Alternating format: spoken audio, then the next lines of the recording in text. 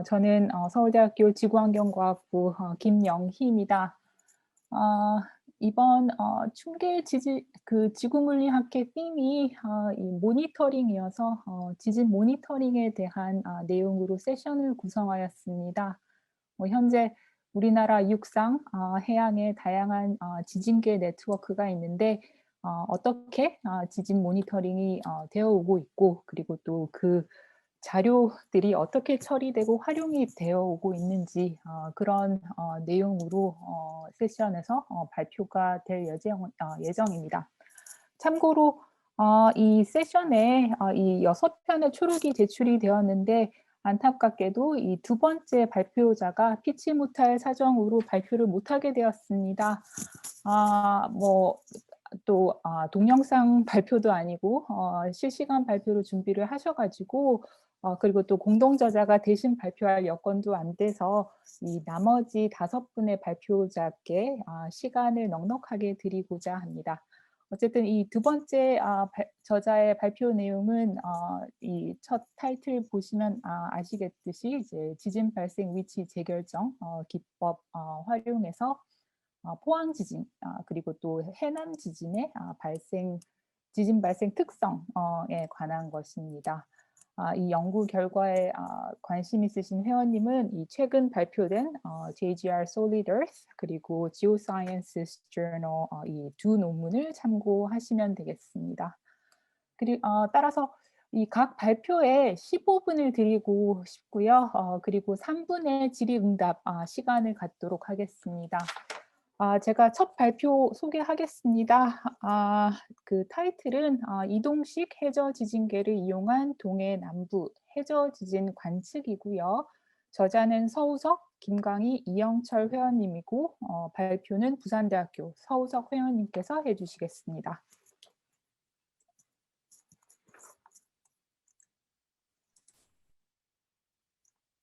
안녕하세요. 들리시나요? 네. 화면 공유 시작하도록 하겠습니다.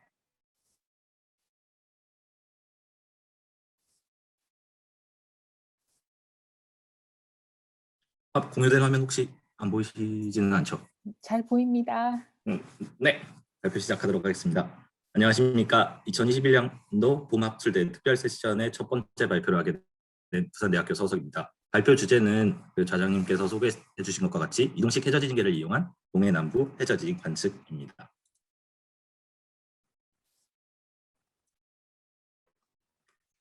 먼저 동해 남부 해역이 어떤 지역에 해당되는지 알려드리겠습니다. 동해 남부 해역은 육지의 경상도 지역에 해당되는 해역입니다. 범위는 위도 35도부터 37도까지 여기 울산에서부터 울진까지를 이 빨간색 사각형에 있는 해역에 해당되는 지역에 해당됩니다. 동해 남부에서 발생한 해저 지진은 2010년부터 거의 디지털 관측 역량이 강화됐고, 그때부터 본격적으로 관측이 돼서 1978년부터 2010년까지는 영덕과 영덕해역, 여기 보시는 포인터가 가리키는 영덕해역과 포항 경주해역에서 좀 높은 지진 발생 빈도를 보이고 있고, 2004년에 규모 5.2의 울진 지진이 발생한 기록이 있습니다. 그리고 관측망이 본격적으로 증설된 2010년 이후 2011년부터는 그 영덕, 포항, 경주, 울산 해역에서 집중적으로 지진부가 나타나고 있으며, 다르게 말하면 관측망의 관측 역량이 강화된 것이 충분하게 효과를 발휘하고 있다고 볼 수 있습니다. 그 지진 다발 지역과 해역에 대해서 잠깐 소개를 드리고 싶은데요. 그 육상에 규모 5.0 이상이 발생한 지역, 경주 지역과 포항 지역이죠.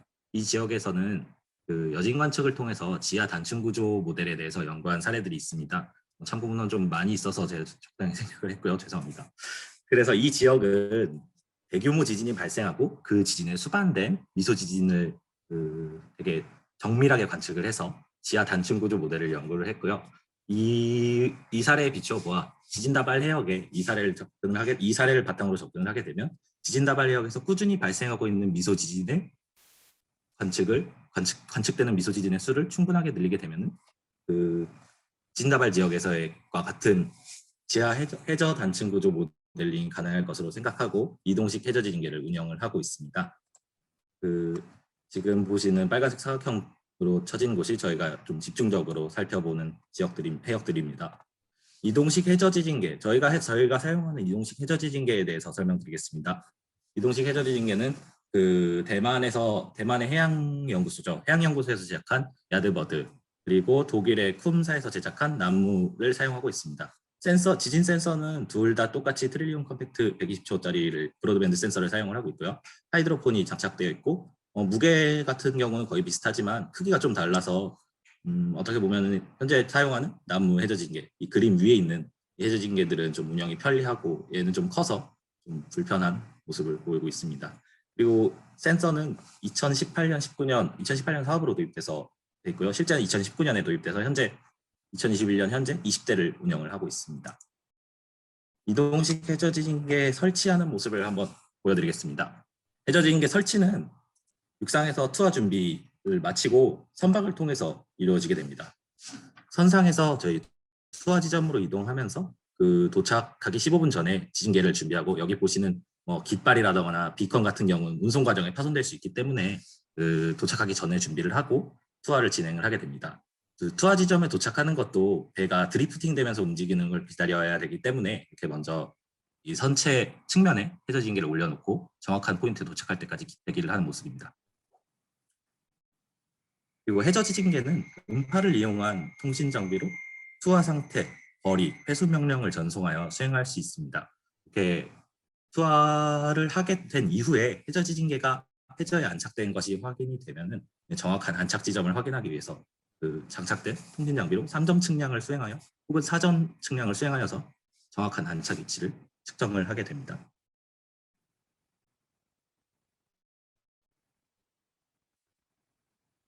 이제 포인트에 도착을 해서 크레인으로 해저지진계를 들어 올리려고 하는 모습입니다.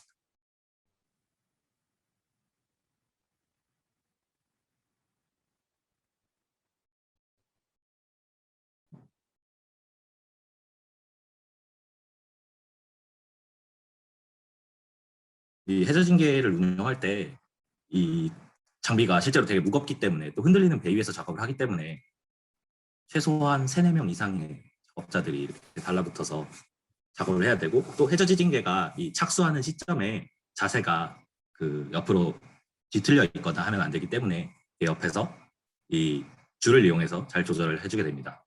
이 착수가 확인되면은 통신 점검을 한번 하게 되고, 이 트리거링 하는 케이블을 당겨서 투하를 수행을 하게 됩니다.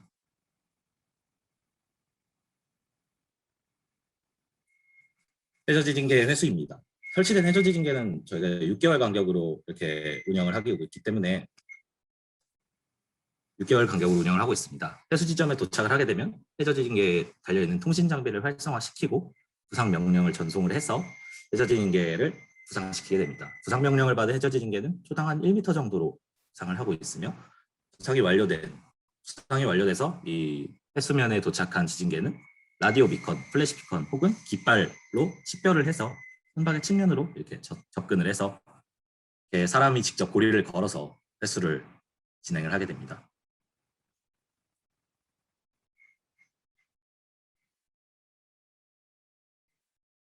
그리고 또 이런 작업 중에 해저지진계가 선체에 부딪히면서 달려있는 비컨이나 깃발들이 쉽게 망가질 수 있어서 이런 점들이 좀 주의가 필요한 것 같습니다.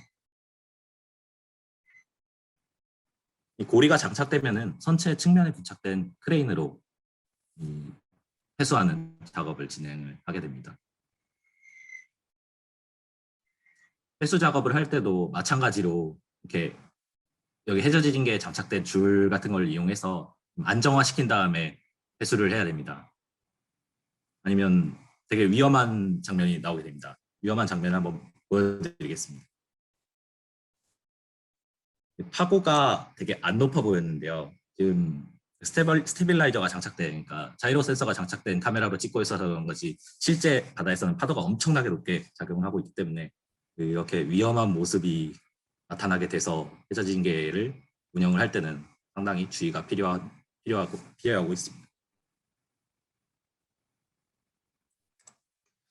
저희 해저지진계 운영은 6개월 간격으로 데이터를 회수하고 있으며, 2018년 이전에는 대만의 해양연구소에서 제작한 야드버드만 단독으로 운영을 했었고요. 2019년에 저희 영남권 단층 구조 모델 개발 사업을 진행을 하게 되면서 그 나무 해저징계를 도입을 하게 됐습니다. 그 여기 적힌 R은 회수된 해저징계고요. D는 디플로이, 그러니까 설치하는 해저징계입니다. 1년에 한 2번 정도 해저징계를 회수하고 다시 재설치하는 작업을 수행을 하고 있습니다. 현재까지는 잃어버린 해저징계는 다행히 없어서 무난하게 진행이 되고 있고요. 2021년에는 5월하고 10월에 그 해저징계 그 데이터 회수 작업을 진행을 하려고 계획을 하고 있습니다. 현재 운영 중인 해저지진 관측망과 과거에 운영했던 해저지진 관측망입니다. 과거에는 해저징계가 몇 대 없어서 이렇게 각 중심 포인트별로 운영을 했고요. 그 2019년 이후부터는 20대 해저지진계가 도입이 되면서 그 연안에 인접해서 발생한 해저지진을 관측하기 위해서 해저 미소지진을 관측하기 위해서 울릉분지의 이 분지 사면을 따라서 해저징계를 전개한 모습을 보실 수가 있습니다. 다음은 저희가 좀 지진다발 해역에 대해서 어느 정도 좀 초기 분석을 진행한 결과에 대해서 간단하게 이야기 드리겠습니다. 영덕 후포 해역이죠. 후포 베이슨, 후포 뱅크가 여기 보시는 이 레이저 포인트가 가리키는 곳에 있고요. 동서 방향으로 한 15에서 2km 폭을 가지고 남북 방향으로 100km였나요? 좀 길게 연장된 후포 태와 그 앞에 있는 후포 뱅크, 후포 단층으로 구성되고 있습니다. 키메달과 한해달에 의하면 2007년부터 2015년 사이에 지진 관측 자료를 사용해서 미소지진 분석을 했고, 소단층 인근 해역에서 서쪽 방향의 경사를 가지는 남부로 나뉜 2개의 단층 클러스터가 확인됐고요. 해저지진 관측망을 운영을 하면서 좀 문제점이 있었는데요. 수심이 되게 얕은 지역에서는 저희 트롤링 어선들이 트롤 어선이죠. 저인망 어선이라고도 하죠. 저인망 어선이 한 400m, 600m까지는 들어가는 것 같더라고요. 그런 어선들에 의해서 이 장비를 잃어버릴 수도 있기 때문에 직접적인 설치가 제한이 돼서 조금 먼 곳에 설치를 하게 됐습니다. 그래서 이렇기 때문에 육상에 일부 임시관측소를 추가 설치하여 미소지진 관측 역량을 좀 강화를 하려고 했고요. 2017년 1월부터 2020년 3월 사이에 지진 자료를 좀 분석을 해봤는데요. 기상청 발표는 해당 기간 동안 66회가 됐었고요. 그 추가 검출, 그러니까 저희가 추가로 검출한 건 227회인데 분석 기간이 일단 2016년이 빠져 있고 2020년 3월 이후 자료를 추가해서 좀 개수가 좀 적은 것 같아서 다시 재검출을 수행하고 있습니다. 다음으로는 포항 경주 해역입니다. 포항 경주 해역은 규모 3.0 이하, 그러니까 기상청에서 발표한 규모입니다. 이하의 작은 규모 지진이 주로 발생하고 있고요. 2008년에서 2020년 동안 94회의 지진이 발생한 걸로 이렇게 보고가 되어 있습니다. 이 국가지진 관측망, 그러니까 기상청 관측망, 지자연 관측망, 그다음 원자력 안전위원회 임시 관측망 등을 이용해서, 그리고 부산대 관측망을 이용해서 동일 기간 동안에 미소지진 검출을 수행을 하였는데 2008년부터 2020년까지 총 477회의 지진이 검출이 됐고요.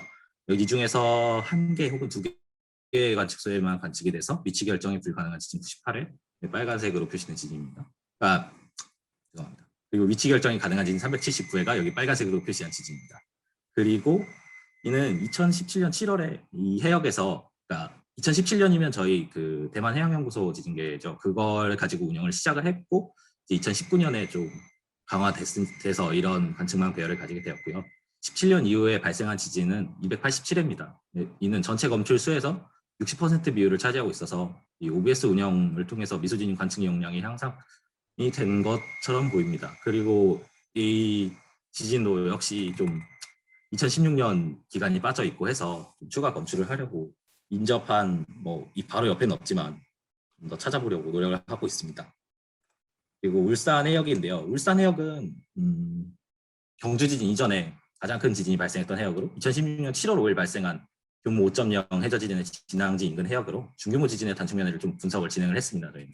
지진 발생 위치 및 단층면의 기하를 바탕으로 해서 한 2개의 그룹으로 분류가 됐고요. 이 위에 있는 북쪽에 있는 거랑 남쪽에 있는 그룹입니다. 그리고 해저 지진 관측망에서는 2016년 이후에는 여기서 규모 3.0 이상의 지진이 발생을 하지는 않았더라고요. 이 인접한 해역에서. 그러니까 5.0 지진 이후죠. 그리고 좀 제한되는 점이 이 해역은 수심이 거의 200m, 300m 내외입니다. 앞에서 이야기 드렸던 것과 같이 이는 저희 장비 유실을 가져올 수 있기 때문에 저희가 조금 리스크를 부담할 수가 없어서 좀 관측망을 좀 후퇴를 시켜놨고요. 그렇기 때문에 남쪽 첨단에 위치를 하게 됩니다. 이 해역이. 그래서 관측 범위가 좀 일부 제한이 되고 있고 현재 2010년부터 지진 자료를 활용해서 일단은 미소지진 분석을 진행을 하고 있습니다. 그리고 조금 의아한 지진이죠. 울릉분지에서 2020년 2월 16일에 규모 2.7의 지진이 발생을 하였습니다. 분석해 보니까 울릉분지에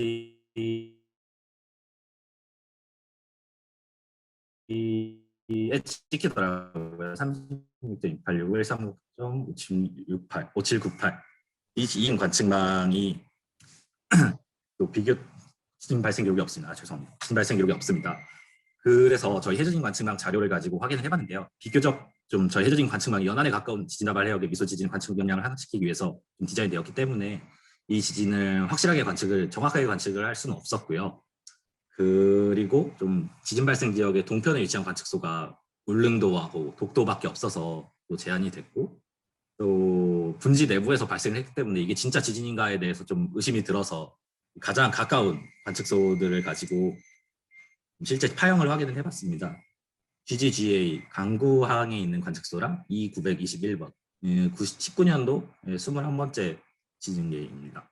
보면은 291 지진계가 가장 가까운 지진계인데 여기서 가장 빨리 그 피파가 도착을 했고, 그 동일 위도상에 있는 그 피파 도착 시간이 차이 나는 동일 위도의 육상 관측소를 보면 한 8.5초 정도 관측소 간의 피파의 도착 시 차이가 보이고 있습니다. 그리고 이 해저지진계에서 관측된 PSC를 보는 트래블 탱크하고 보면은 921번 관측소, 가장 가까운 관측소가 최근접해서 들어왔고, 나머지가 멀어질수록 이렇게 배열에 따라서 맞는 이 트래블 탱크 커브를 보이는 것 같아서 저 지역에서 울릉분지에서 확실히 지진이 발생하고 있는 것처럼 보입니다. 그래서 향후에는 좀 관측망을 바꾸게 되면은 먼바다에서 발생한 해저지진의 관측에 대해서 고려를 하려고 좀 생각을 하고 있습니다. 결론을 이야기 드리겠습니다. 결론은 뭐 간단합니다. 5.0 이상의 지진이 발생한 지역에서 좀 다수 발생한 미소지진을 가지고 지하 단층 구조 모델링이 가능했으니 지진다발 해역에서 지속적으로 발생하는 그 미소지진을 관측해서 저희가 해저 단층 구조 모델링을 수행을 하고 있고요. 2016년부터 해저진계를 도입해서 현재 20대 해저지진 관측망을 운영을 하고 있고요. 또 동해 남부의 지진대발 해역은 영덕, 후포, 포항, 경주, 울산 해역이 대표적으로 있으며 현재 이 지역을 좀 중점적으로 보고 있습니다. 그리고 해저지진 관측망 자료를 통해서 뭐 울릉분지 지진과 같이 좀 지진 발생 기록을 확인하기 어려운 울릉분지 내부에서 발생한 진위 여부를 좀 파악을 할 수 있었고요. 향후 이러한 지진들을 좀 관측을 하기 위해서 관측망 설계를 좀 생각을 해볼 필요가 있다고 좀 결론을 좀 내리고 있습니다. 그리고 좀 이 일을 하면서 그 기상위로 선원분들이 되게 많이 도움 주셨기 때문에 좀 이 자리를 빌어서 감사를 표하고 싶고요. 경청해 주셔서 감사합니다. 네, 발표 감사합니다. 이 해저 지진계 활용해서 그 실험에 대한 부분을 굉장히 잘 설명을 해주셨는데요. 질문 받겠습니다. 지금 채팅창에 장성영 회원님께서 그 질문을 하나 올려주셨는데요. 해저면 지진계 주파수 대역과 미소지진 발생 주 원인은 무엇이라고 생각하시는지요? 이렇게 질문이 들어왔습니다. 해저면 지진계 주파수 대역이라 하시면 그 센서의 주파수 대역을 말씀을 하시는 건가요? 그거는 아까 이야기 드렸다시피 저희 120초의 주기를 가지는 신호까지 관측할 수 있는 브로드밴드 센서를 사용을 하고 있고요. 그 미소지진 발생의 주 원인은 사실 해저에서는 뭐 해저 사태 같은 것도 이렇게 좀 크게 대규모로 발생하면은 이렇게 미소지진처럼 보일 수도 있다고 생각은 하지만 미소지진 발생의 주 원인은 저희 후포 단층 영덕 해역의 좀 사례를 보시면 꾸준하게 여기서 지진이 발생하는 모습을 보실 수가 있습니다. 2007년부터 2015년까지 발생한 지진들이고요. 그 이후에 발생한 지진들인데요. 여기 일단은 지진이 발생을 하려면은 지하의 단층이 활성 지하 단층이 있어야 되기 때문에 해저에 있는 단층에서 지진이 좀 발생을 하고 있는 걸로 저희는 생각을 하고 있습니다. 네, 혹시 추가 질문 있으신가요? 네, 조현무 회원님께서 지금 채팅창으로 올려주셨는데요. 지진계 설치 회수를 위한 선박은 어떻게 운영하시는지 궁금합니다. 저희 같은 경우에는 그 기상청에서 이 한반도 지하단층 소속 구조 모델 통합 모델 개발 사업에서 영남권 지하단층 구조 모델 개발 과제로 일을 하고 있기 때문에 저희 기상청에 있는 기상관측선인 기상 1호의 식타임을 1년에 2번 정도, 2항차 정도 이렇게 저희가 받아서 좀 사용을 하고 있습니다. 네, 또 질문 있으실까요? 네, 서울대학교 박준용 회원님께서 지금 질문 올려주셨는데요. 서해 지역에 대해서는 연구 계획이 있나요? 일단은 그 서해 지역 같은 경우에는 뭐 제가 이야기 드릴 수는 없을 것 같고요. 뭐 있다 없다고. 근데 장기적으로 보면은 일단 지진이 나고 있으니까 당연히 지진 관측을 해야 된다고 생각을 하고 있습니다. 근데 아까 이야기 드린 것처럼 좀 서해 같은 경우에는 수심이 낮아서 이 지금 동해에 적용되는 것과 같은 방식으로 관측을 하기에는 조금 한계점이 있어서 뭐 일본에서 사용하는 뭐 케이블식 지진계 같은 걸 도입해야 되지 않나 이렇게 좀 개인적인 생각을 좀 가지고 있긴 합니다. 네, 이제 마지막 질문 하나만 더 드리겠습니다. 서울대학교 서민성 회원님이 올려주셨는데 결정하신 지진의 위치를 이용해서 단층 구조 모델링을 수행하는 방법이 궁금합니다. 더블 디퍼런스 알고리즘과 같은 지진 재결정 방법을 사용하나요?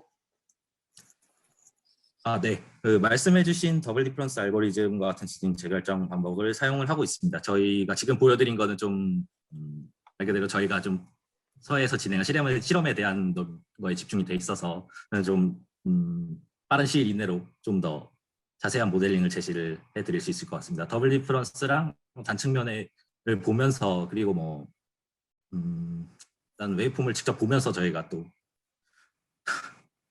해저 단층을 좀 그러니까 지하 단층이나 해저 단층 좀 모델링 연구를 수행을 하고 있습니다.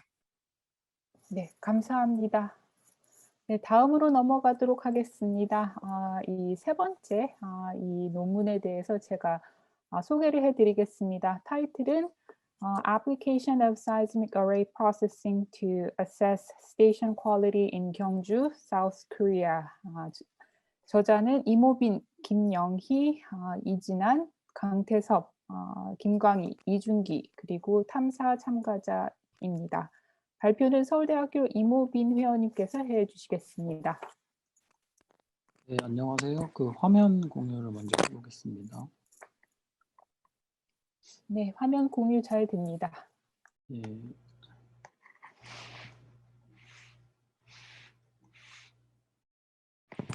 네, 안녕하세요. 발표 시작하겠습니다. 네, 저는 서울대학교 소속 연구원, 잠시만요.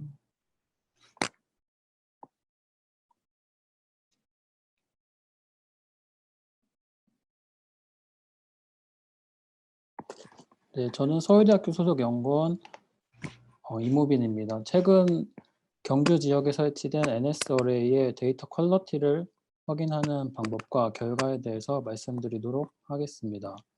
왼쪽 그림은 2019년부터 경상도에 설치된 광대역 지진계 200대를 보여줍니다. 이름은 이제 네트워크 코드는 NS로 불리고요. 오른쪽 그림은 2020년 11월부터 약 한 달간 69대의 지오폰을 2016년 경주 지진의 진앙지 위에 단층의 대체로 수직하게 설치한 어레이의 모습을 보여줍니다. 두 어레이의 주요 목적 중에 하나는 해당 지역의 미소 지진을 이제 관측하여 기존에 알려지지 않은 단층을 찾을 수 있는 것을 주요 목적으로 하고 있습니다. 저희는 이제 두 가지 방법을 디자인하였습니다. 첫 번째 방법은 지진파 데이터의 퀄리티를 확인하는 방법입니다. 그리고 두 번째 방법은 지진파 지진계의 이제 기기 응답에 개인의 어떤 문제가 있는지 확인할 수 있는 방법입니다. 우선 멀리서 어떤 지진이 발생하면 인접한 두 관측소에는 비슷한 유사성을 가지는 피파가 도달하게 됩니다. 만약에 데이터의 품질이 좋다면 두 데이터 파형의 유사성이 높게 나타나겠지만 반대로 그렇지 않다면은 유사도가 낮을 것입니다. 이 점을 이용해서 데이터의 품질을 차근 평가하였습니다. 첫 번째 방법, 메소드 1에서는 거리가 30도에서 100도 사이의 원거리 지진을 사용하였습니다. 규모는 5.5 이상을 사용하였고 깊이는 특별히 제한을 두지 않았습니다. 두 번째 방법, 메소드 2에서는 파형의 절대적인 진폭값을 이용하기 때문에 거리는 30도에서 50도로 제한하였고 깊이는 0에서 100km 사이로 제한을 두었습니다.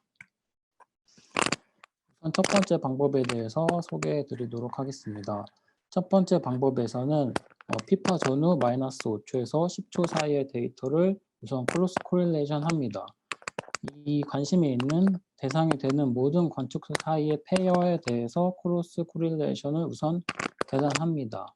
이때 노이즈 레벨이 이렇게 높은 관측소는 다른 대부분의 관측소와의 코릴레이션 값이 낮게 나타날 것입니다. 반대로 노이즈 레벨이 낮은 관측소는 노이즈 레벨이 이렇게 높은 관측소와만 코릴레이션 값이 낮게 나타납니다. 이와 같은 방법으로 좋은 관측소와 나쁜 관측소를 구분할 수 있고 이때 기준 비율은 0.9로 두었습니다. 문제를 간단하게 하기 위해서 코릴레이션 값이 0.5 이상이면 굿으로 치환하였고 그보다 낮으면 배드로 치환하였습니다. 또한 이제 데이터가 없는 경우에는 회색으로 표시하였습니다. 이벤트 1, 지진 첫 번째 지진, 두 번째 지진의 예시에서는 다음과 같이 노이즈 레벨이 높은 관측소가 잘 찾아진 것을 확인할 수 있습니다. 하지만 이제 이벤트 3 예시에서는 피파의 이제 신호가 충분히 크지 못했기 때문에 노이즈 레벨이 높은 관측소가 잘 찾아지지는 못한 예시입니다. 피파가 약한 경우에는 이 그림과 같이 수평 방향의 주황색, 즉 배드셀 띠가 나타납니다. 이와 같은 아티팩트를 포함하여 너무 잦은 이제 데이터 품질의 스테이션별 변화는 큰 의미가 없기 때문에 이를 좀 완화시켜주는 코렉션을 적용하였습니다. 예를 들면 두 칸짜리 배드셀이 두 칸짜리 굿셀 사이에 끼어 있다면 이 6칸 전체를 굿셀로 치환하였고 굿셀의 경우에도 마찬가지입니다. 또한 비슷한 과정을 다른 길이에도 반복적으로 수행을 하였습니다. 메소드 1의 결과가 정확한지 보조적으로 판단하기 위해서 또 다른 억실러리 메소드를 조금 변경하여서 디자인하였습니다. 첫 번째 방법, 메소드 1에서는 모든 스테이션 페어에 대해서 코릴레이션을 계산하였지만 그 대신에 이 보조적인 방법에서는 기존에 잘 알려진 양질의 관측소와 코릴레이션을만을 수행하고 그 이후의 과정은 메소드 1과 이제 거의 같게 처리를 거쳤습니다. 이 그림은 이제 두 방법의 결과를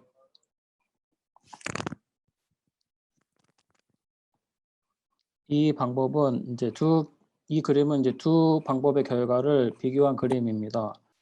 전체 중 이제 똑같은 셀의 비율은 약 95%로 전반적으로 유사한 것을 알 수 있습니다. 메소드 1에서는 이제 배드의 비율이, 즉 이제 주황색의 비율이 9.6%고 B에서는 이제 보조 방법에서는 8.7%입니다. 그리고 이제 배드 셀만을 비교했을 때에도 전반적으로 유사한 것을 확인하였습니다. 이것은 이제 배드 스테이션이라고 할 수 있는 전체 가동 기간 중 배드의 비율이 95% 이상을 나타내는 관측소의 모음입니다. 가동 기간 중 배드의 비율 분포는 다음과 같이 두 방법에서 유사하게 나타나였습니다. 이 21개의 관측소는 두 방법 중 적어도 하나에서 배드 스테이션으로 분류된 관측소들입니다. 이 F로 표시된 관측소는 이전에 침수 흔적이 보고된 관측소이기도 합니다. 낮은 컬러티에 이제 모든 영향이 침수에 의한 것은 아니겠지만 일부 영향이 끼쳤을 수도 있음을 고려하고 있습니다. 다음은 두 번째 방법 메소드2에서 말씀드리도록 하겠습니다. 이 메소드2에서는 개인의 변화가 있는지 탐지할 수 있는 방법입니다. 메소드 1과는 달리 파형의 유사성을 활용하지는 않고 절대적인 진폭의 최대값을 이용합니다. 0.1에서 1.5Hz의 이제 패스밴드를 사용하였고 시그널 투 노이즈 레이시오는 3 이상인 값을 지진만을 활용하였습니다. 이 그림에서 Y축은 이제 피파의 앰플리튜드의 로그를 씌운 것이고 Y축은 지진의 규모를 보여줍니다. 만약에 특별히 개인의 문제가 없고 변화가 없다면은 이 그림과 같이 진폭 분포는 선형 트렌드를 보이게 됩니다. 이 선형 트렌드의 직선과 기울기를 시간에 따라서 보았을 때에도 특별히 변화가 없는 것을 확인할 수 있습니다. 하지만 개인의 어떤 변화가 있는 경우에는 진폭이 다른 패턴을 보입니다. 특정 시점을 기준으로 두 개의 구분되는 선형 트렌드가 나타나는 것을 알 수 있습니다. 예를 들면 이 관측소 같은 경우에는 2015년 중순을 기점으로 어떤 개인의 변화가 있었음을 추정하고 있습니다. 네, 마지막으로 2016년 경주 지진의 진앙지에 최근에 설치한 지오폰 어레이에 대해서 간략히 소개해 드리도록 하겠습니다. 처음에 말씀을 드렸듯이 2020년 11월부터 한 달간 69대 지오폰을 여진 발생 위치 위에 설치하여 데이터를 성공적으로 획득하였습니다. 지오폰은 3성분이며 5Hz의 각 진동수를 갖습니다. 어레이는 단측 방향의 대체로 수직하고 단층대의 지진학적 특성을 규명하는 것을 목적으로 하고 있습니다. 이와 같은 단층의 수직한 어레이 디자인은 전 세계 지진학계에서도 많이 사용되는 형태이기도 합니다. 전체 측선의 길이는 12km이고 이는 2016년 경주 지진의 진원 깊이와 조밀한 간격을 유지하는 것을 고려하여 함께 고려하였습니다. 지오폰 사이의 평균 간격은 약 200m 정도이고 서울대 대학원생 6명, 학부생 3명, 박사연구원 1명, 교수 1명, 부영대 대학원생 4명, 고려대 대학원생 1명이 설치에 참가하였습니다. 추거 기간 동안에는 4명의 최소 인원으로 동원되었습니다. 이 데이터 한 달의 데이터 가동 기간 중에 기상청 카탈로그에 의하면 이 근방에서 10개의 지진이 발생을 하였습니다. 이 중 하나의 지진을 예시로 보면은 P파와 S파가 클리어하게 잘 관측이 된 것을 확인할 수 있습니다. 이 데이터에 원거리 수신함수 분석을 수행할 계획을 가지고 있습니다. 이렇게 이제 직접 도달하는 P파에 비해서 이 낮은 지진파 전달 속력을 가지는 폴트 존을 지나는 지진파 페이즈는 이와 같이 이제 어느 정도 느린 도달 시간을 갖게 됩니다. 이 점을 이용해서 이제 이 설치 아래 지오폰 설치 하부의 단층 구조에 대한 정보를 얻을 계획을 가지고 있습니다. 이 그림은 이제 프리리미너리 리절트 중에 하나인데 탄젠셜 수신 함수를 보여줍니다. 아직 이제 추가적으로 많이 고려할 사항이 많지만은 시간 도메인에서 7초에서 10초 사이에 어떤 지진파 위상이 분리되는 피처가 이제 있는 것을 간단히 확인하였고 어떤 단층의 인디케이터가 될 수 있지 않을까 하고 지금 고려하고 있습니다. 서머리를 말씀드리도록 하겠습니다. 데이터 퀄리티 체크는 연구에서나 관측소 관리 면에서나 매우 중요한 절차입니다. 첫 번째 방법에서는 피파 원거리 지진의 피파를 이용하여 데이터의 퀄리티를 확인하였습니다. 메소드 2에서는 지진 폭의 절대적인 값을 이용하여 개인의 문제가 있는지 확인하였고 이것에 대해서 보고할 계획을 가지고 있습니다. 또한 새로 설치한 지오폰 어레이의 수신함수 분석을 이어나갈 계획입니다. 네, 여기까지 발표를 마치도록 하겠습니다. 네, 발표 감사합니다. 이 발표에 약간 노이즈가 섞여 있었는데 네. 그 정도는 괜찮다고 생각이 들고요. 일단은 네, 이 발표자께 질문 있으시면 자유롭게 해 주시길 바랍니다.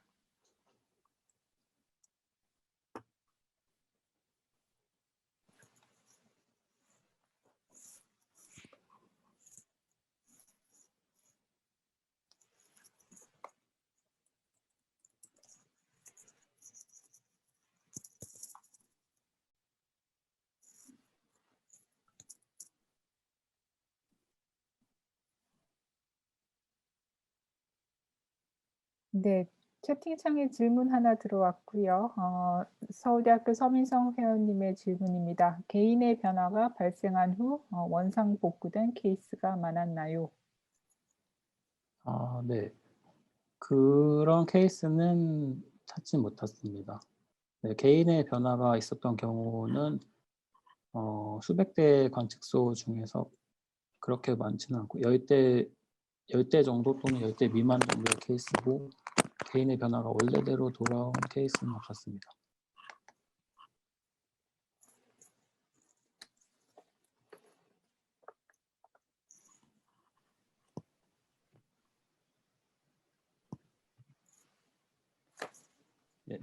혹시 질문 질문할 수 있나요? 네네네. 잘 들립니다. 예, 지자연의 송석구입니다. 예, 발표 잘 들었고요.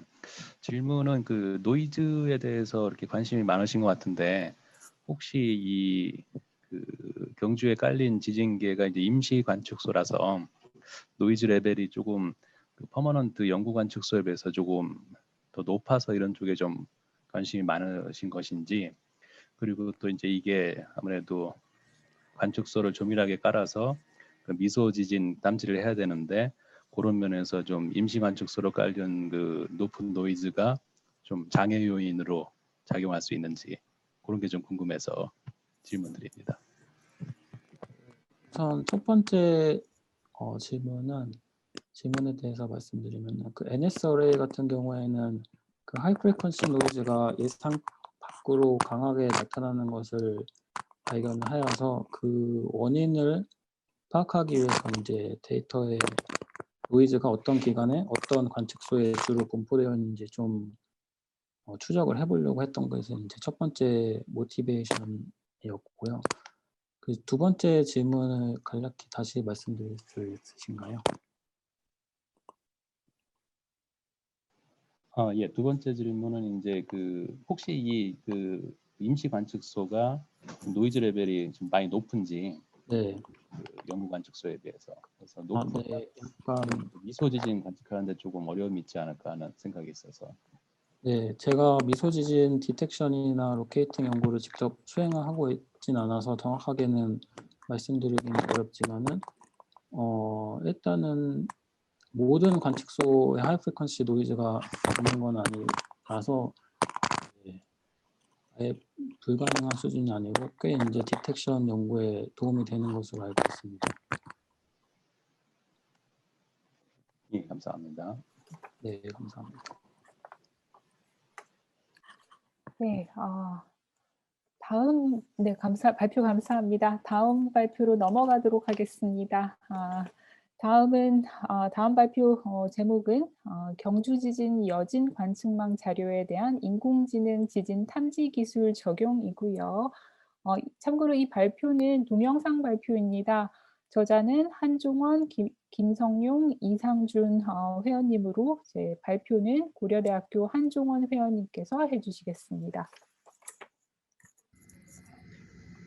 안녕하십니까. 고려대학교 지진학 연구실에서 박사과정을 진행 중인 한종원이라고 합니다.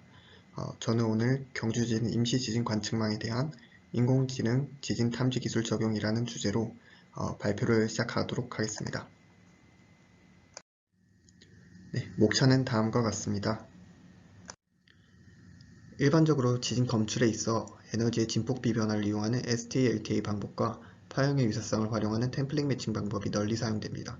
하지만 STA-LTA의 경우 지진의 에너지나 관측소의 배경 잡음 환경에 민감하여 미소 지진을 검출하는 데 어려움이 있고 템플릿 매칭의 경우 지진 검출 시 사용되는 템플릿에 의존적이며 그 수가 늘어날수록 계산 시간이 많이 증가한다는 단점이 있습니다.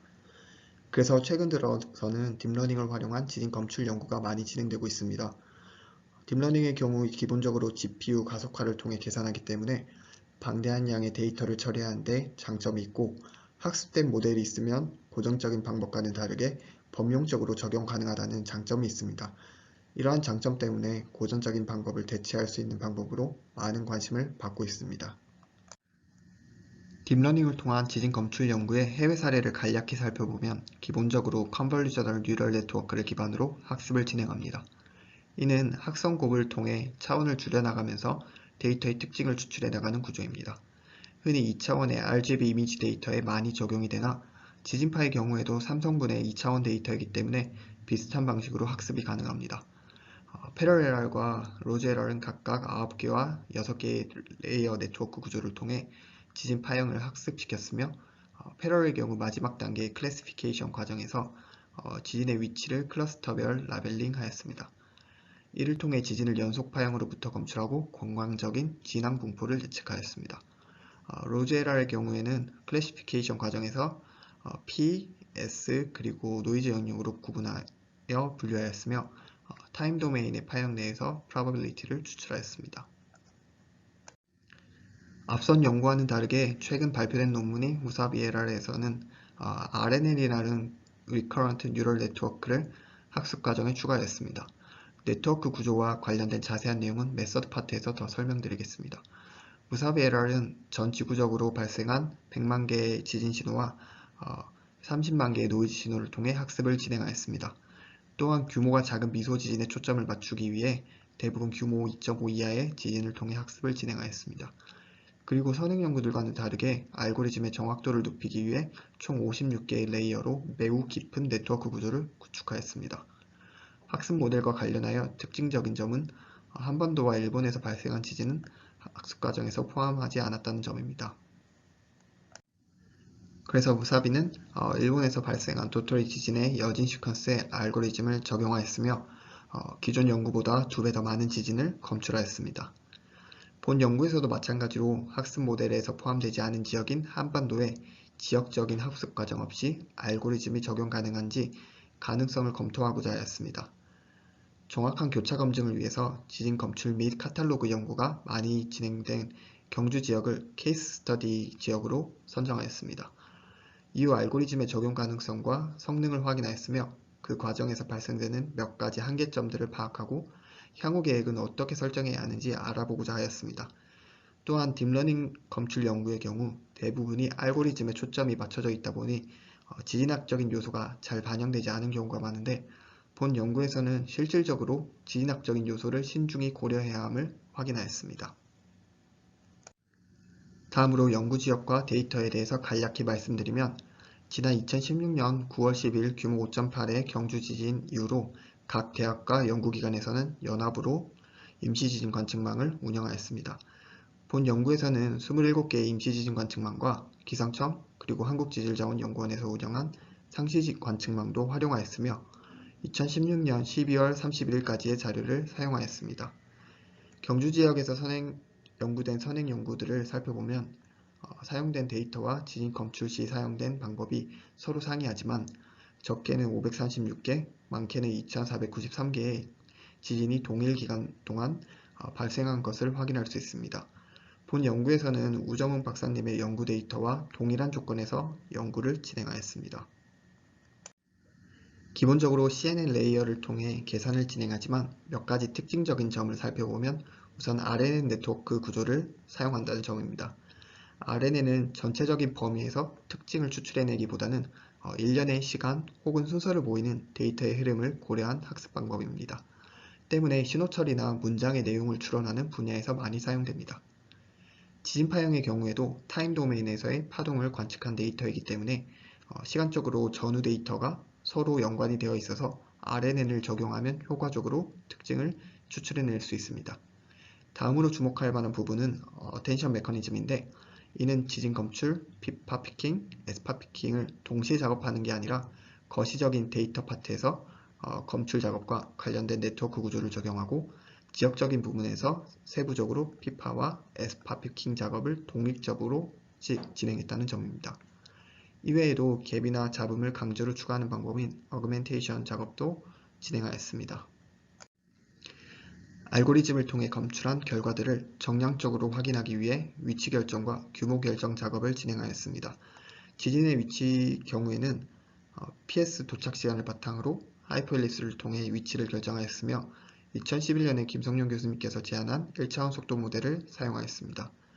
경주 지역에서 진행된 선행 연구들과는 달리 본 연구에서는 지진의 위치를 정밀 결정하고 단층 모델을 제시하는 것이 목적이 아니기 때문에 위치 재결정 작업은 별도로 진행하지 않았지만 규모 비교를 위해서 신동훈 교수님께서 2018년에 제안하신 한반도 지역 규모식을 통해 규모를 결정하였습니다. 네, 결과입니다. 우선 엔비디아사의 타이탄 X 그래픽 카드를 통해 계산을 진행하였으며 총 9시간 49분이 소요되었습니다. 관측소별로 적게는 427개, 많게는 1169개의 지진 의심 신호를 건출하였습니다. 아래의 영상은 MKL 관측소에서 알고리즘을 통해 지진이 관측되는 과정을 보여주고 있습니다. 영상을 보시면 규모가 0.13으로 비교적 작은 지진임에도 높은 프로버빌리티를 통해 검출이 되고 있는 모습을 확인 가능합니다. 무사비 LR이 제안한 어소시에이션 방법을 통해 1차적으로 결과를 산출했을 때 경주 지역 외에도 울산 단층 주변, 해역 지진 등 관측소 네트워크와 관련된 여러 지진들이 검출되었습니다. 문제는 기존의 어소시에이션 알고리즘은 단순히 타임 윈도우와 관측소 개수로 페어를 구성하기 때문에 어소시에이션이 부정확하다는 점입니다. 그래서 본 연구에서는 템플릿 매칭과 트래블 타임 에스티메이션을 통해 어소시에이션을 진행하는 알고리즘을 제안하였고, 오른쪽의 그림은 적용 후 검출된 2712개의 지진 분포를 보여주고 있습니다. 그림에서 하얀색 지진은 기존 연구들에서도 발표된 지진이며 색깔로 표시된 지진은 본 연구에서 추가적으로 검출된 지진들입니다. 자세한 내용은 추후에 디스커션 파트에서 말씀드리겠습니다. 앞서 말씀드린 어소시에이션과 관련된 내용을 말씀드리겠습니다. 왼쪽 그림은 기존의 알고리즘을 통해 어소시에이션을 한 예시이며 잘못된 결과를 보여주고 있습니다. 우선 맨 위에 USM 관측소를 보시면 약 11초 간격으로 두 개의 지진이 발생한 것을 확인하실 수 있습니다. 전반적으로 페어링이 잘 되나 맨 밑에 MKL 관측소에서는 뒤에 발생한 지진과 페어링이 된 모습을 보입니다. 사실상 MKL은 가장 가까운 관측소로 제일 먼저 들어오는 관측소임에도 불구하고 단순히 고정된 시간창을 통해 어소시에이션을 진행하였기 때문에 이러한 오류가 생겨납니다. 본 연구에서는 이러한 오류들을 줄이기 위해서 지진파의 예상 도착 시간을 고려하는 오른쪽과 같은 알고리즘을 제안하였습니다. 우선 검출된 관측소별 PS 정보를 통해 선행연구 카탈로그의 파형과 유사한 파형을 골라냈습니다. 이를 통해 순수하게 경주 지진과 관련된 결과만 추출하였습니다. 이후 피파와 에스파의 예상 도착 시간을 계산한 후에 비슷한 범위 내에서 들어오는 페이지 정보에 대해서만 같은 이벤트로 묶었습니다. 그 결과 총 2712개의 이벤트쌍을 확인하였으며 매뉴얼 작업으로 파형과 위치를 직접 확인해 본 결과 모두 경주 지진과 연관된 트루 포지티브 결과임을 확인하였습니다. 또한 기존 방법과 본 연구에서 제시한 방법의 위치 결정 RMS를 비교해 본 결과 적용 후 RMS 0.1 이상 범위에서 확연히 그 양이 줄어든 모습을 오른쪽 그림에서 확인 가능합니다. 다음으로 알고리즘의 성능을 확인하기 위해 고정적인 방법인 STA, LTA 알고리즘의 계산 시간 차이를 비교하였으며 약 20배에 가까운 계산 시간 차이를 보였습니다. 본 연구를 진행하면서도 알고리즘의 최적화 작업을 지속적으로 진행 중이며 본 연구 결과에서 소요된 시간보다도 더 줄이기 위해 분석을 진행하고 있습니다. 다음으로 추가로 검출되는 지진을 통한 성능 비교입니다. 물론 선행 연구들과 연구 방법 그리고 데이터셋이 다르지만 적게는 410개, 많게는 2176개의 추가적인 지진을 검출하였습니다. 그리고 우정은 박사님의 연구 결과와 비교했을 때 추가적인 지진들의 규모 분포를 그려보면 대부분이 규모 1에 가까이 분포하고 있는 모습을 확인 가능합니다. 이는 본 연구를 통해 비교적 규모가 작은 지진들이 추가적으로 검출되었음을 의미합니다. 본 연구에 적용된 딥러닝 알고리즘은 한반도 데이터에서 충분히 적용 가능함을 보이지만 여전히 개선할 점이 존재합니다. 우선 지진파 정보의 어소시에이션 문제이며 본 연구에서는 앞서 설명한 바와 같이 파형의 유사성과 트러블 타임 에스티메이션을 바탕으로 하는 알고리즘을 제안하였습니다. 이외에도 왼쪽 그림과 같이 페이지 피킹의 불확실성, 즉 오차가 여전히 존재함을 확인 가능합니다. 또한 알고리즘의 제작자인 무사비 에랄은 전지구적인 학습 모델을 통해서도 인공지진 신호가 분별 가능할 것으로 해석하였지만 여전히 인공지진의 신호도 검출하는 것을 확인하였습니다. 물론 본 연구에서는 어소시에이션 과정에서 자연스럽게 이러한 신호가 제외되었지만 장기적인 연구를 위해서는 프리퀀시 도메인에서 추가적인 학습 모델을 구축하는 등의 추가적인 노력이 필요할 것으로 해석됩니다. 그리고 본 연구에서 추가적으로 지진을 검출한 것이 맞지만 여전히 놓치는 지진 신호들이 있습니다.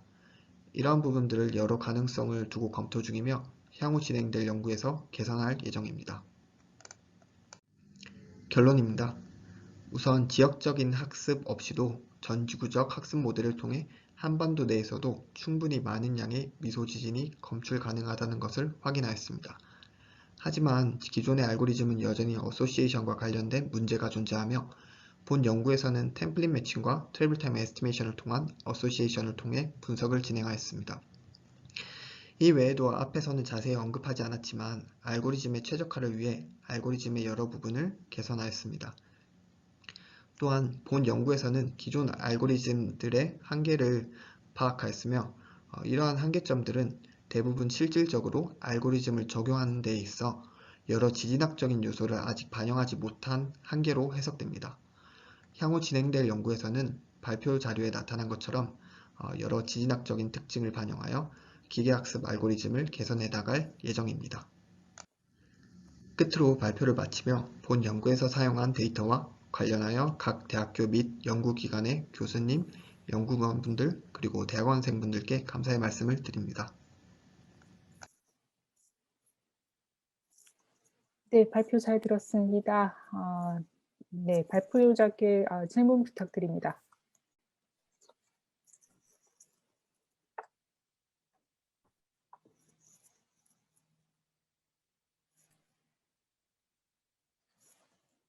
네, 채팅에 지금 질문이 들어왔는데요. 이 무사비 2020에서 일본과 한반도 지역 지진을 뺀 이유가 따로 있나요?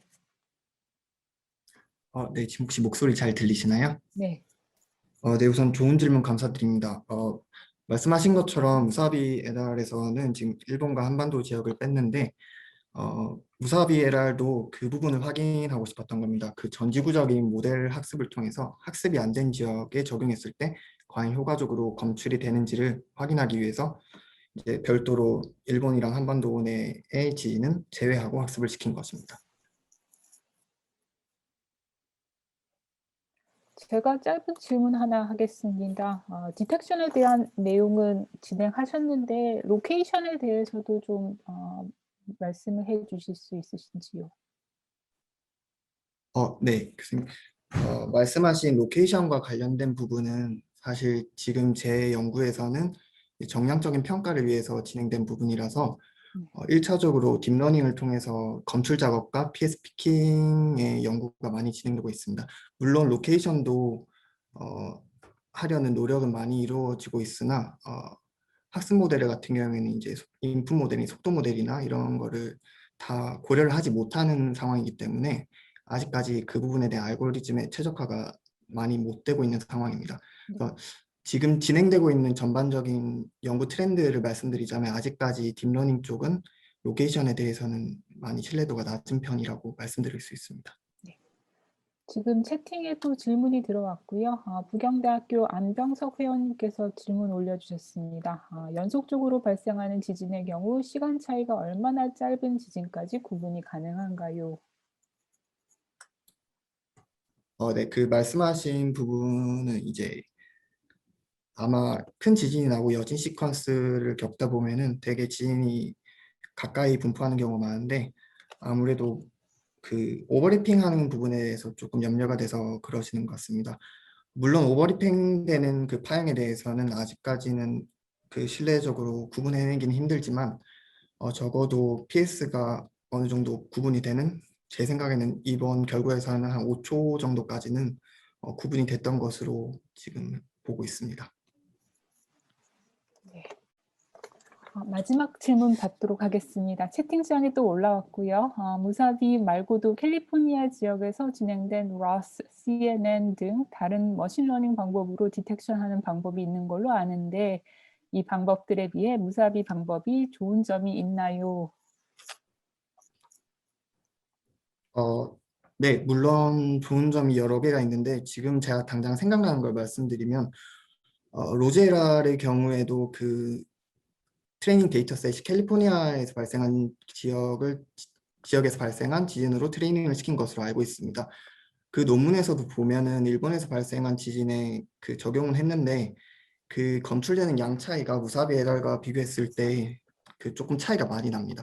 그 말은 뭐냐면요. 그 트레이닝 데이터를 학습이 안 된 지역에 적용했을 때 이제 무사비 에달의 알고리즘이 좀 더 좋은 결과를 보인다고 볼 수 있고요. 그 무사비 에달이 더 좋은 결과를 보이는 이유는 아무래도 그 네트워크 아키텍처의 차이로 보여지는데 특히 제일 큰 차이는 아까 말씀드린 리커런트 뉴럴 네트워크라는 부분입니다. 그 시간적인 시퀀스를 고려한 트레이닝 방법이 적용되다 보니까 좀 더 효과적으로 특징을 추출해내고 결과가 더 좋아진 것으로 해석됩니다. 짧은 질문 하나만 더 하겠습니다. 한양대학교 배성명 회원님께서 올려주셨는데 추가적으로 고려할 지질학적 특성은 어떤 것이 있을까요? 지금 나와 있는 기존 연구들에 대해서는 그 트레이닝 과정에서 지질학적 특성을 고려하는 경우는 없는 것으로 알고 있습니다. 특히 또 속도 모델조차도 인풋으로 트레이닝 과정에서 넣지 않는 편이고요. 그 말은 오히려 장점이 될 수가 있는데요. 지질학적 특성이나 인풋 모델로 주로 들어가는 이제 속도 모델에 좀 더 독립적이지만 더 그 효과가 좋은 검출 방법이 나오기 때문에 오히려 더 장점이라고 말씀을 드릴 수 있을 것 같습니다. 네, 발표자, 질문자 모두 감사드립니다. 다음으로 넘어가겠습니다. 감사합니다. 네, 다음은 제가 타이틀 소개해드리겠습니다. 경주 고밀도 미소지진 관측망 구축과 지진 분석 시스템 운영이고요. 저자는 허다빈, 김민욱, 강태섭, 김광희, 이준기, 김영희, 이진한 회원님으로 발표는 부경대학교 허다빈 회원님께서 해주실 예정입니다. 오프라인에 서 발표를 해주시는 걸로 전달받았는데요. 혹시 준비되시나요?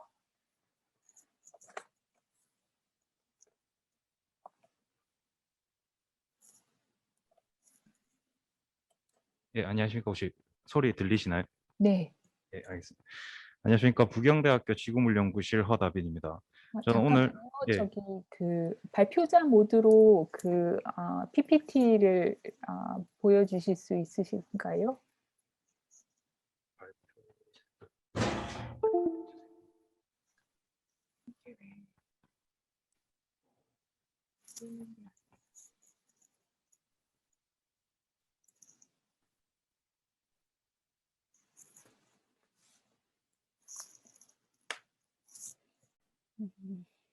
네, 잘 보입니다. 예, 안녕하십니까. 부경대학교 지구물연구실 허다빈입니다.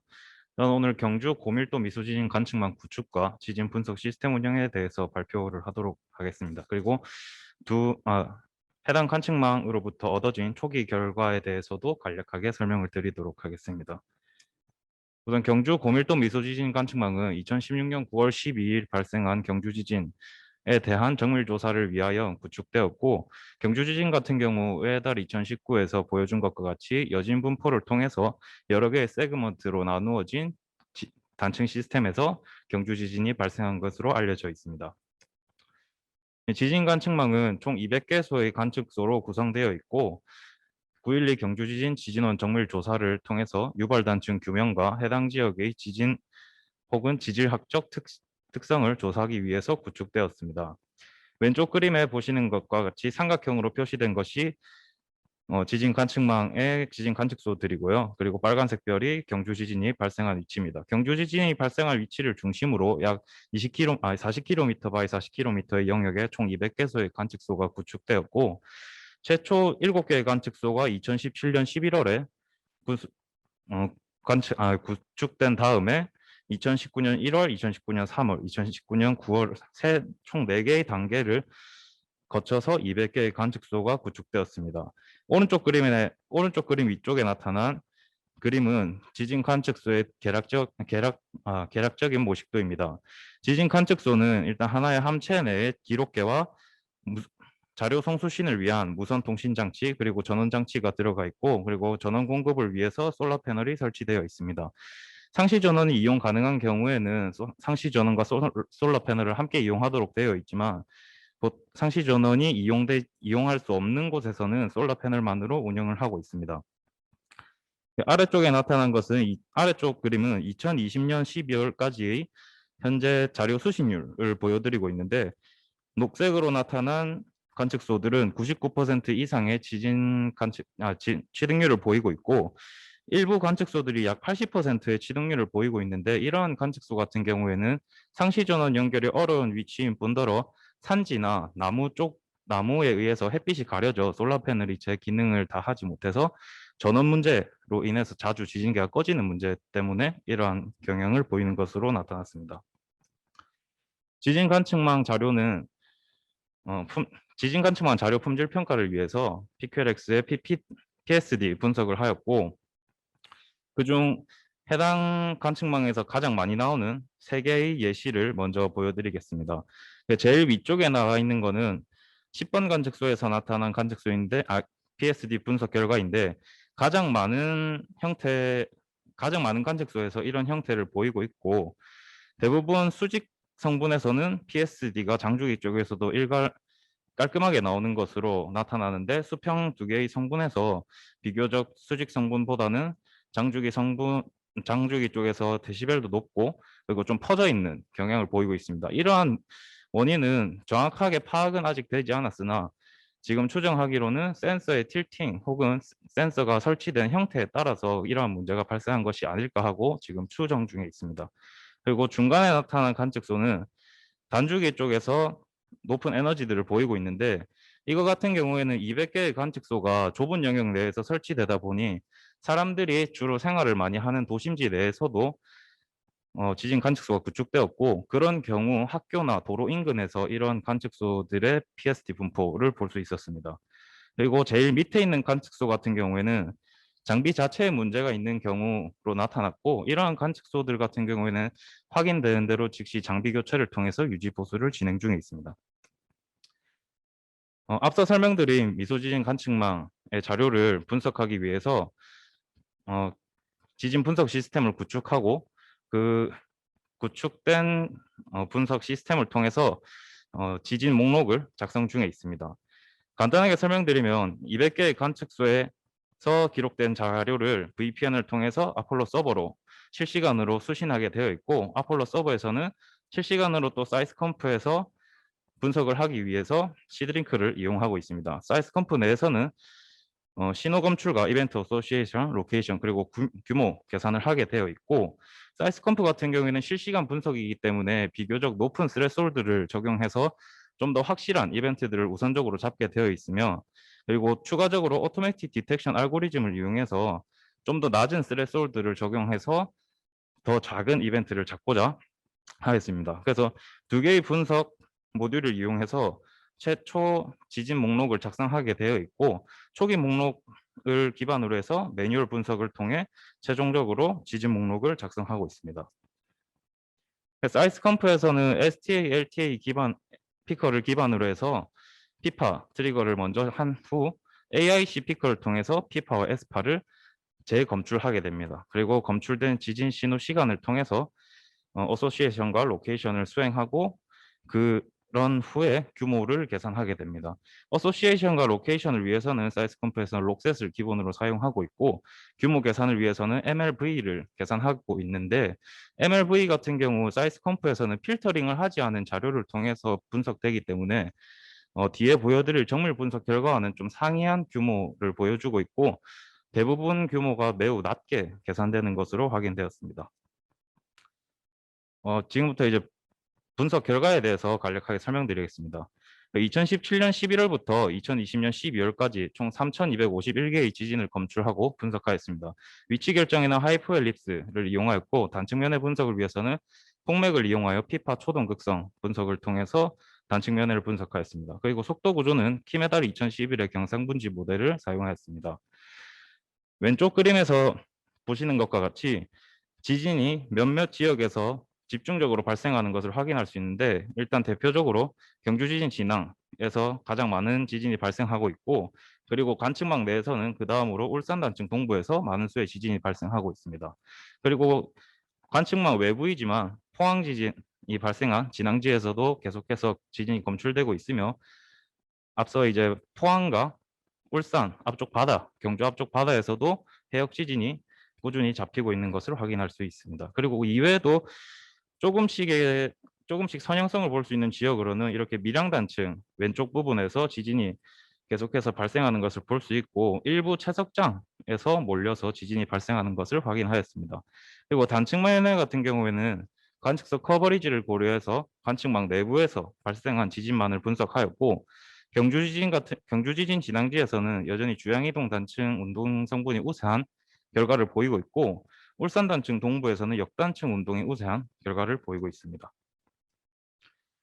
2017년 11월부터 2020년 12월까지 3,251개의 지진이 검출되었는데 오른쪽 그림을 우선 설명드리면 회색 바로 나타난 것이 전체 이벤트 개수이고 각 달별로 그 검출된 지진의 개수이고 붉은색 박스로 나타난 것이 경주 지진 진앙지에서 발생한 지진의 수를 나타내고 있습니다. 우선 전체적인 경향을 말씀드리면 여기 페이지 1이라고 적혀 있는 영역, 그러니까 7개의 관측소만 운영되고 있을 때는 비교적 매우 적은 수의 지진만을 검출하고 있었는데 페이지 2에서 35개의 관측소가 추가적으로 구축되면서 지진이 검출되는 수가 급증하게 되었고 페이지 3와 4에서는 페이지 2에서 올라가는 그 경향이 계속해서 어느 정도 유지되고 있는 것을 확인할 수 있으며 그리고 페이지 3 중간에 2019년 6월에 일시적으로 지진이 매우 많이 발생한 걸 확인할 수 있는데 이거는 이제 경주 지진 진앙지에서 그때 당시 2.5 지진이 6월 11일경에 발생해서 그 뒤에 여진이 좀 추가적으로 발생했기 때문에 이렇게 많은 수의 지진이 추가적으로 검출된 것으로 확인되었습니다. 그리고 일부 채석장에서 발생하는 이벤트를 매뉴얼 분석을 통해서 가능한 걸러냈지만 우선 좀 더 위치 결정이 되는 이벤트들도 있기 때문에 계속해서 보이고 있고요. 그래서 구글어스를 통해서 같이 보았을 때 경주와 포항 그리고 울산 등등에 위치한 채석장에서 여러 채석장에서 지진이 계속해서 발생하는 것을 확인할 수 있습니다. 경주 지진 진앙지에 대한 분석 결과를 좀 더 설명드리겠습니다. 우선 위쪽 3개의 라인은 이 연구에서 분석한 2017년 11월부터 2020년 12월까지의 분석 결과이고 아래 그림은 우에달 2019에서 보여준 지진 분석 결과입니다. 우에달 2019에서는 상대 위치와 절대 위치 분석 결과를 모두 보여주었기 때문에 2개의 그림을 모두 그렸고 현재 이 연구에서 보여드리는 여진 분포는 절대 위치 분석만을 이용해서 결정된 여진 분포입니다. 그래서 우선 전체적인 경향으로는 우에달 2019에서 보여준 것과 동일하게 12에서 16km 사이에 가장 많은 지진이 집중적으로 분포하고 있는 걸 확인할 수 있고 단층의 영역이 가로로 6km, 세로로 5km 정도 범위 내에서 분포하고 있는 것을 확인할 수 있었습니다. 그리고 추가적으로 우에달 2019에서 이용한 자료보다는 저희 쪽에 미소지진 관측망에 훨씬 더 많은 관측소를 운영하고 있기 때문에 좀 더 절대 위치만으로도 약간의 단층 세그먼트들이 구분되는 것을 확인을 할 수는 있는데 아직은 이 부분에 대해서 정밀 분석이 좀 더 추가적으로 이루어져야 하기 때문에 확실한 결과를 말씀드리긴 어려울 것 같습니다. 그리고 추가적으로 관측망 내부에서 울산 단층 동부에서도 많은 지진이 발생하고 있는데 울산 단층 동부에서의 지진은 한해달 2017에서도 동일하게 분석을 했을 때 두 분석 기간이 다름에도 불구하고 거의 유사한 형태로 지진이 분포하는 것을 볼 수 있고 단면으로 보았을 때는 하나의 면으로 어느 정도 보이는 것으로 확인은 되나 지표면에서 봤을 때는 좀 일부 소규모 군집을 이루고 있는 것으로 보아서 좀 더 확실하게 알기 위해서는 위치 결정이나 진원 요소 결정에 대해서 추가적인 확인이 필요할 것으로 생각됩니다. 그리고 단층면회와 응용 역산에 대한 결과입니다. 앞서 설명드린 것과 같이 경주 지진 진앙지 같은 경우 조양이동 단층이 우세한 것으로 확인되었고 울산 단층 경우 역단층이 우세한 것으로 확인하였습니다. 그래서 응용 역산 같은 경우에는 제일 위에는 관측망 전체에 분포된 단층 면회를 이용한 결과, 그리고 가운데는 경주 지진에서만 발생한 지진의 분석 결과, 그다음에 제일 아래 같은 경우 울산 단층 동부에서 발생한 지진의 단층 면회 결과만을 이용한 결과입니다. 세 개의 지역에서 시그마1의 방향은 거의 일정하게 비슷한 양상을 보이고 있는데 울산 단층 동부 같은 경우는 시그마2와 시그마3가 경주 지진 진앙지와 혹은 전체 지역의 결과와 약간 상이한 결과를 보입니다. 이는 결국 울산 단층 동부에서 발생한 지진이 대부분 역단층 성분이 강하기 때문에 이렇게 시그마3와 시그마2가 반대로 다른 지역과 다른 결과로 나타나는 것이고, 울산 단층 동부 같은 경우에는 특히 지표면에서 확인할 수 있는 단층 분포가 매우 복잡하기 때문에 응역 역산 결과에서도 어느 정도 좀 퍼짐을 확인할 수 있습니다. 그래서 좀 더 추가적인 분석 결과를 추후 계속해서 진행할 예정입니다. 예, 경주 일대 시공간적 지진 활동도와 지각 구조 등의 연구를 통해 경주 일대의 지진 및 지질학적 특성 조사와 경주 지진 원인 규명을 위해 경주 지역 고밀도 미지진 관측망이 구축되었고, 해당 관측망을 이용하여서 실시간 지진 분석을 통해서 지진을 검출하였습니다. 2017년 11월부터 12월까지 총 3,251개의 지진이 검출되었고 해당 지진의 진원 요소를 결정하였습니다. 검출된 지진들의 진앙 분포는 9.12 경주지진 진앙, 포항지진 진앙, 그리고 울산단층 동축과 관측망 내부나 주변에 있는 채석장에서 집중적으로 발생하였습니다. 특히 이제 경주 지진과 울산 단층 동부에서의 지진 발생 빈도가 가장 높았는데 두 지역에서의 모두 진원 깊이는 약 10에서 15km 사이에 집중적으로 분포하는 것을 확인하였고, 앞서 설명드린 것과 같이 경주 지진에서 발생한 단층 면회와 울산 단층 동부에서 발생한 단층 면회의 경향은 약간의 차이를 보이고 있습니다. 감사합니다. 네, 감사합니다. 관측망에 대한 상세한 소개와 결과 잘 들었습니다. 질문 받겠습니다.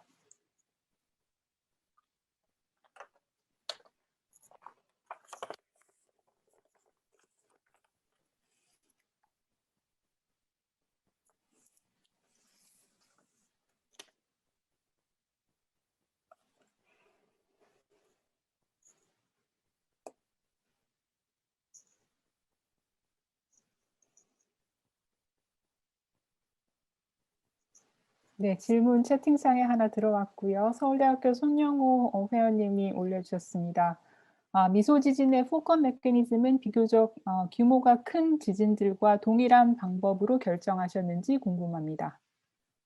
예, 미소 지진의 단측면에도 규모가 큰 지진이랑 동일하게 피파 초동 극성 정보만을 이용해서 분석했고, 사실 단측면의 분석을 하면서도 해당 지역에서 발생한 지진들이 이제 200개소의 충분한 관측소가 있기 때문에 어느 정도 규모가 작더라도 충분히 신뢰성 있게 결정되는 것을 확인하였고, 0.9 정도의 지진이 기상청에서 발표한 규모로서 0.9 정도의 지진으로만 해도 경주 지진 진앙에서 지진이 발생할 경우에는 약 100개가 넘는 관측소에서 검출되기 때문에 단측면에는 피파 초동만으로도 어느 정도 충분히 신뢰성 있는 결과를 내고 있는 것으로 확인하였습니다. 네. 그러면 시간 관계상 다음 발표로 넘어가겠습니다. 발표자분께 감사의 말씀 다시 드리고요. 다음 소개를 하겠습니다. 제목은 자동화된 미소지진 모니터링 사례 연구, 서울 경기 지역 미소지진 특성 분석. 저자는 우정웅 이준기 회원님으로 발표는 오프라인에서 서울대학교 우정웅 회원님께서 해주시겠습니다. 네. 발표 자료 잘 보입니다. 네, 안녕하세요. 목소리 들리시죠? 네. 네, 서울대학교 우정웅입니다. 저는 오늘 수도권 관측 자료를 활용한 미소 지진 모니터링에 대한 예비 결과에 대해서 보고를 하도록 하겠습니다. 앞선 발표들에서 많이들 얘기를 하셨는데 미소 지진 모니터링의 경우에는 2016년 경주 지진, 2017년 포항 지진에서도 많이 사용이 되었고 이들의 여진을 모니터링하는 데 사용이 되었으며 또한 아까 얘기한 바와 같이 동해나 아니면은 울산 지역에서 나는 배경 지진 등을 정밀 감지 그리고 이들의 위치를 토대로 단층면을 확인한다든지 아니면 응력장을 분석하는 데 중요하게 사용이 되는 자료가 됩니다. 그런데 이러한 임시 관측망을 이용을 해서 미소 지진을 감지를 하게 될 때 관측소 수가 조밀하게 설치가 될 경우에 증가를 하게 되고 또한 미소 지진의 경우에는 주로 고주파수의 에너지가 담겨져 있기 때문에 샘플링 수도 증가를 해야 합니다. 이제 이러한 경우에는 데이터 양이 매우 많아지게 되고 이들 데이터에 대한 자료 관리의 자료 관리 및 미소 지진 목록 작성에 대해서 체계화 작업과 자동화 작업이 필수적으로 들어가게 되어 있습니다. 저는 앞서 경주 지진과 포항 지진에 대한 미소 지진 모니터링에 대한 연구를 진행을 했는데 이들 지진의 목록을 작성을 할 때 수동으로 작성하다 보니까 이에 대해서 한계를 느끼게 되었고 이제 이번에 서울 지역의 임시 관측망을 새로 깔게 되어서 이 서울 지역에서 나는 지진을 감지하는 데에는 좀 자동화된 방법을 사용을 해서 미소 지진 목록을 작성을 하고자 연구를 진행하게 되었습니다. 그래서 미소 지진 목록을 작성하기 위해서 다음과 같은 세 가지 단계를 거치게 됩니다. 첫 번째로 위상 식별 작업인데 이 작업의 경우에는 앞선 발표에서 얘기를 했는 바와 같은 비슷한 방법이지만 조금 다른 인공지능을 사용을 한 미소 지진 감지 기법을 사용을 하였고 두 번째로 지진 선언의 경우에는 위상 결합 과정이 여기선 따로 추가적으로 들어가야 합니다. 그래서 격자 형태로 된 3차원 공간상의 까지 관측소 까지의 주행 시간만큼을 역전파시켜서 이들이 모이게 되면 지진을 선언하게 되는 그러한 방법에 해당됩니다. 세 번째로 이렇게 결합된 위상에 대해서 1차원 속도 구조 모델을 가지고 컨벤셔널하게 위치를 결정을 하게 됩니다. 이렇게 결정된 위치와 그리고 각 지진별 위상 등이 목록으로 작성이 되면은 일종의 자동화된 지진, 미소 지진 모니터링 과정이 되는 것이죠. 상세하게 위상 식별 과정에 대해서 좀 소개를 하자면 저는 듀엔 베로자의 방법을 사용을 해서 유넷 기반의 인공신경망 방법을 사용을 하여 피파와 에스파를 각각 확률적으로 감지를 하는 식으로 선택을 했고 훈련 데이터셋으로는 북캘리포니아에 있는 데이터셋을 사용을 해서 훈련이 되어 있는 그러한 기계를 사용을 해서 지금 수도권 자료 및 수도권의 임시 관측망 자료 및 상시 관측망 자료에 대해서 이들을 적용을 시켰습니다. 그래서 확률적으로 피파와 에스파의 도달 시각이 그림에서 보이는 바와 같이 감지가 되게끔 설정을 해서 제가 위상 도달 시각을 따로 데이터베이스화해서 모아두었고요. 그리고 역전파 위상 결합이라고 하는 방법을 통해서 개별 격자 위치에 대해서 이론상의 주행 시간만큼을 역으로 전파를 시켜 이들이 모이게 되면 일정 개수의 위상이 모이게 되면 이를 지진으로 이를 지진으로 선언을 하게 되는 방법으로서 계산을 하게 됩니다. 이러한 방법의 경우에는 와다티 플롯을 사용을 하는 기본적인 ST-LT 방법과는 달리 피파나 에스파 중 하나에만 감지가 되더라도 사용이 가능하고 단점으로 말씀드리자면 좀 각각의 개별 격자 위치에 대해서 계산을 진행을 해야 되기 때문에 이들 작업의 병렬화를 통해서 효율성을 극대화할 필요가 있습니다. 제가 사용을 한 관측소의 분포는 다음과 같습니다. 여기서 빨간색으로 보이는 게 기상청, 그리고 파란색으로 보이는 5개소 지자형 관측소를 썼고 첫 번째로 2018년도 10월부터 해서 수도권 인근의 임시 관측망을 먼저 10곳을 깔고 그리고 나서 경기 북부에 2019년도에 추가적으로 20개소를 더 운영을 하고 2020년도부터 경기 남부까지 30개소를 오픈을 해서 총 60개소의 임시 관측망 자료를 사용을 했습니다. 시기별 지진 관측소 사용한 관측소의 분포는 다음과 같으며 이를 통해서 임시 관측망이 점차 점진적으로 확대됨에 따라서 감지가 어떻게 변화하는지 뭐 이런 것들도 상세하게 볼 수 있을 것이라고 기대를 해볼 수가 있습니다. 이는 이제 감지된 지진, 결합까지 하고 위치까지 결정된 지진의 예시를 들고 왔습니다. 굉장히 체리픽된 좋은 예시를 들고 왔고 2020년 1월 1일에 발생을 한 서울에서 발생을 한 지진입니다. 그래서 A와 T0가 각각 P파와 S파의 도달 시각이고 굉장히 잘 지택되고 결합된 것을 확인을 해볼 수가 있습니다. 오른쪽 그림에서 동그라미로 표시가 된 관측소에서 감지가 되었다는 것을 보여주고 있습니다. 두 번째는 2018년도에 감지된 지진의 예시인데 경기 북부에서 발생을 한 지진의 예시입니다. 보이는 그림과 같이 세 군데 관측소에서 감지가 되었고 역시 이것도 잘 관지가 된 예시라고 보여줄 수 있습니다. 비슷한 예시를 다음 그림에서 확인을 할 수가 있고요. 이것은 감지가 되었지만 제 생각에는 오진된 것이 아닐까라고 생각하는 파형의 예시를 들고 왔습니다. 그래서 보이는 그림과 같이 동그라미 위치에서 감지가 되었으나 2020년도이면 대부분의 관측소가 사용이 가능한 상태임에도 가까이 있는 관측소에서 많이 관측이 되지 않았다는 점과 그리고 위에 보이는 가장 가까운 관측소에서의 디텍션이 굉장히 글리치한 그런 파형의 모습을 보여주기 때문에 이는 불운하게도 시간이 적절하게 맞아 들어가서 오진된 파형, 오진을 해서 지진이 감지되는 것처럼 보이는 예시입니다.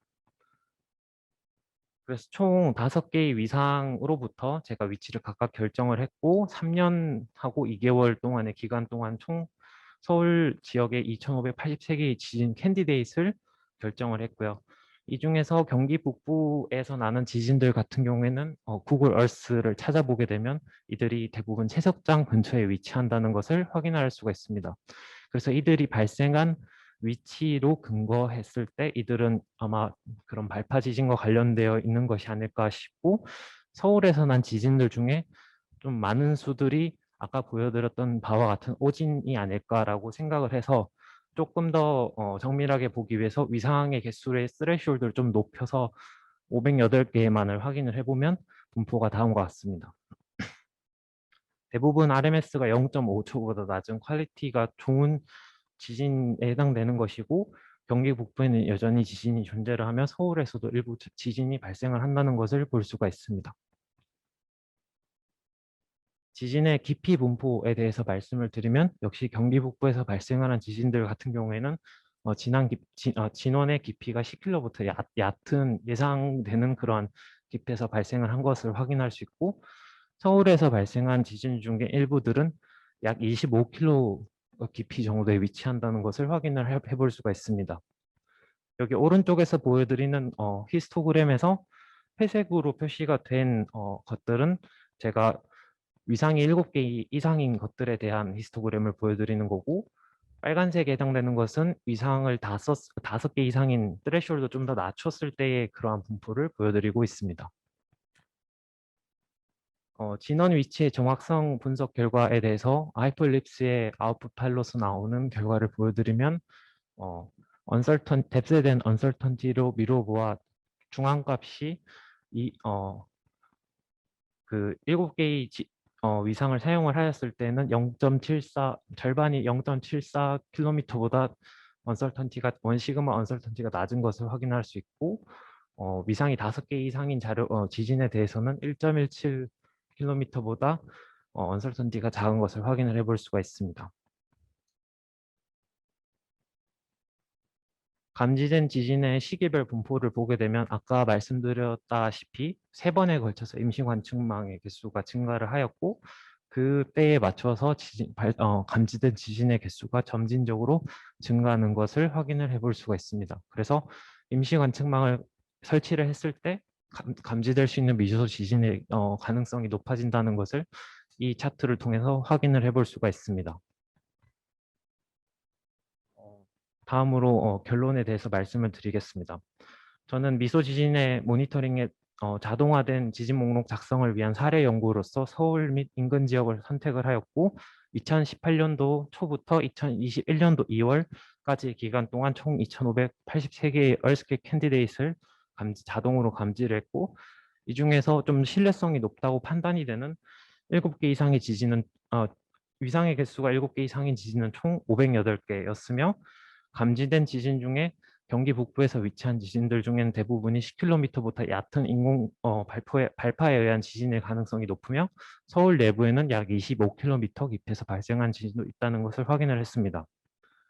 그리고 미소 지진의 당연한 얘기지만 관측망의 확대함에 따라서 감지되는 미소 지진의 수가 증가하는 것들도 직접 확인을 했고요. 그래서 최종적으로는 제가 모은 자료 중에서 일부 자료가 누락이 된 것인데 그러한 누락된 자료들을 좀 더 첨가를 하고 지진파의 위상 결합 과정에서의 어떤 파라미터의 튜닝 과정을 좀 더 정교하게 한 다음에 폴스 디텍션에 대한 그런 것들을 좀 더 줄일 필요가 있다고 생각이 됩니다. 이상으로 발표를 마치겠습니다. 감사합니다. 네, 감사합니다. 이 서울임시관측소에서의 지진 모니터링에 대한 내용, 네, 잘 들었습니다. 질문 받겠습니다.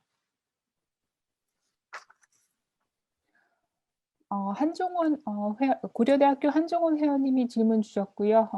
혹시 사용하신 어소시에이션 방법과 관련하여 어느 정도 작은 규모까지 혹은 얼마나 적은 관측소로도 효과적으로 가능한가요? 제가 그것에 대해서는 정량적으로 확인을 해보진 않았습니다. 일단 규모를 먼저 결정을 해야 되는데 그 부분은 추가적으로 확인이 필요한 사항입니다.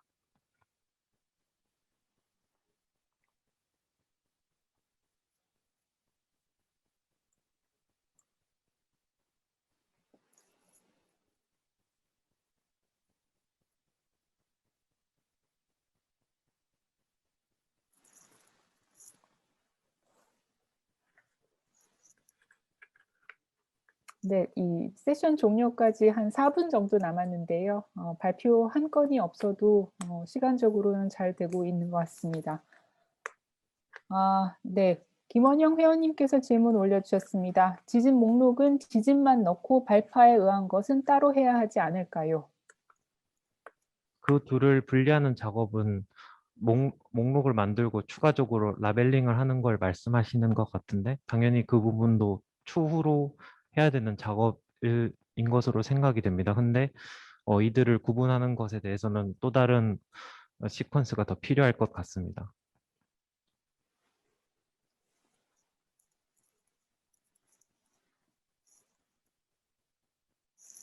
네, 추가적인 질문입니다. 자동화가 가능합니까?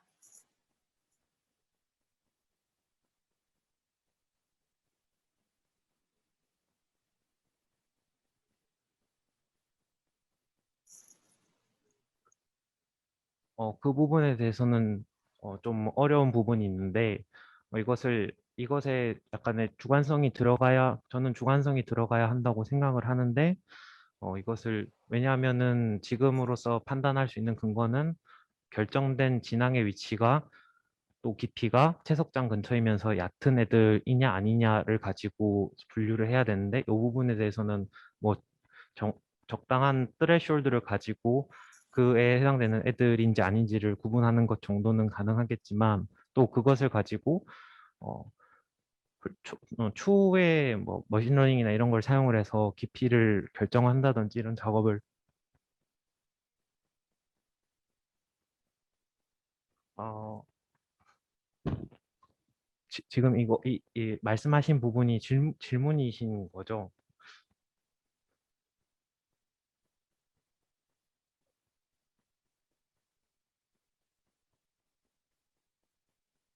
제 생각에는 분류 작업을 할 수 있을 것이라고는 생각이 됩니다. 근데 이 부분에 대해서는 좀 더 연구가 필요할 것 같습니다.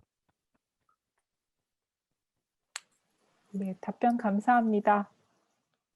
뭐 추가적인 질문이 없다면 네, 이 특별 세션을 여기서 마치도록 하겠습니다. 이 5분의 회원님께 발표자분들께 정말 감사하다는 말씀 드리고요. 그리고 많은 질문해 주신 회원님들께도 감사 말씀 드리겠습니다. 네, 이로써 세션을 종료하도록 하겠습니다.